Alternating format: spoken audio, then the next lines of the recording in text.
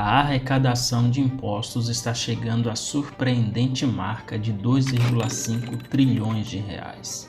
E você sabe para onde vai todo esse dinheiro? Pois é, eu também não sei. Mas existem os tribunais de contas, instituições que deveriam fiscalizar a aplicação desses recursos e punir os responsáveis por irregularidades. O problema? Essas instituições, que deveriam ser um baluarte de imparcialidade e protetoras do interesse público, estão sendo contaminadas por um câncer mortal, um mal silencioso que atinge a todos nós, mesmo sem percebermos. Afinal, enquanto você e eu lutamos para pagar as contas, a saúde pública agoniza, a educação clama por investimentos e o sistema continua servindo aos mesmos interesses de sempre. Isso porque uma velha prática sorrateira continua a corroer os cofres públicos e a ferir a meritocracia em nosso país: o nepotismo.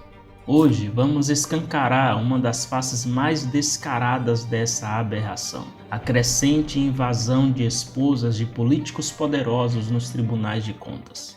A farra dos políticos que se acham donos do Brasil e do dinheiro público voltou com força. As últimas semanas foram marcadas por indicações de nomes de esposas de ministros de Lula para ocupar vagas de conselheiro nos tribunais de contas dos estados, pouco importando se elas têm formação, competência ou conhecem a parte técnica para analisar contas de governo e empresas públicas. 5 mulheres de ministros lá do governo federal foram nomeadas para funções de alto escalão em Brasília ou indicadas nos tribunais de contas dos estados. Ex-governadores, agora ministros de Lula, parecem que presentearam as esposas com cargos vitalícios em tribunais de contas. Você ouviu direito.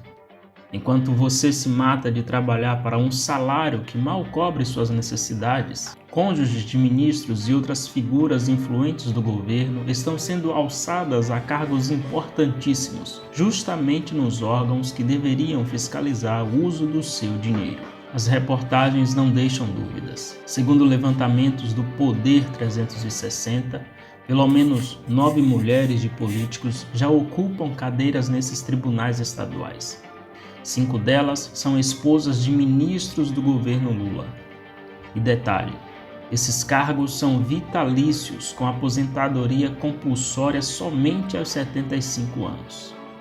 Vamos aos nomes: Marília Góes, Renata Calheiros, Maria Cleide Bezerra, Rejane Dias, Lilian Martins, Aline Peixoto, Daniela Barbalho, Simone Denário, Onélia Santana. O portal Metrópolis divulgou informações sobre os salários astronômicos das esposas dos ministros de Lula.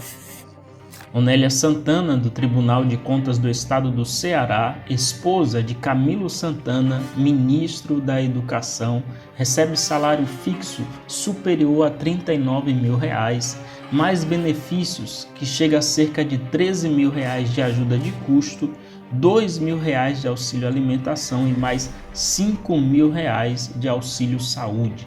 Marília Brito Xavier Góes, do Tribunal de Contas do Estado do Amapá, esposa de Valdez Góes, ministro do Desenvolvimento Regional, chegou a receber entre julho e outubro de 2024 remuneração bruta de cerca de R$ 119 mil, uma média mensal superior a R$ 75 mil bruto, e o total recebido nesse ano chega a R$ 629 mil líquidos.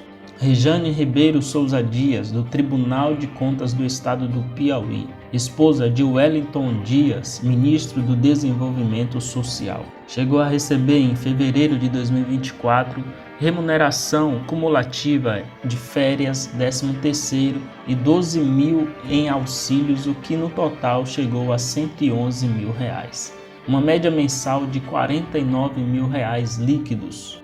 Aline Fernanda Almeida Peixoto, do Tribunal de Contas dos Municípios da Bahia, esposa do ex-governador Rui Costa e atual ministro da Casa Civil, chegou a receber remuneração mensal superior a R$ 51 mil, incluindo R$ 11 mil entre outras vantagens. No total do ano passado, chegou a receber R$ 396.500 líquidos. Renata Pereira Pires Calheiros, do Tribunal de Contas do Estado do Alagoas, esposa de Renan Filho, ministro dos Transportes. Recebe remuneração mensal acima de R$50 mil, recebendo o total entre janeiro e outubro de 2024 no valor de R$440 mil líquidos. Enquanto o brasileiro médio sobrevive com pouco mais de um salário mínimo, tem gente ganhando em um mês o que a maioria leva anos para juntar. E tudo isso pagos com dinheiro público. Para quem não sabe, os tribunais de contas são órgãos cruciais para garantir a correta aplicação dos recursos do Estado. Eles têm o poder de fiscalizar gastos, apontar irregularidades e punir gestores corruptos. Mas agora eu te pergunto, como confiar na imparcialidade e no rigor dessas instituições quando os cargos mais altos são ocupados por esposas de ministros e aliados políticos do próprio governo? Escreva aqui nos comentários, você acha justo esse tipo de salário? Você acredita que alguém com ligações tão íntimas com o poder vai ter coragem de bater de frente com o sistema? Isso não é teoria da conspiração, é nepotismo institucionalizado, escancarado e vergonhosamente ignorado.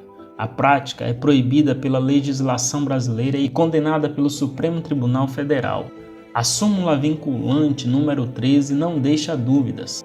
A nomeação de cônjuge, companheiro ou parente em linha reta, colateral ou por afinidade, até o 3º grau, inclusive da autoridade nomeante, para o exercício de cargo em comissão ou de confiança, viola a Constituição da República.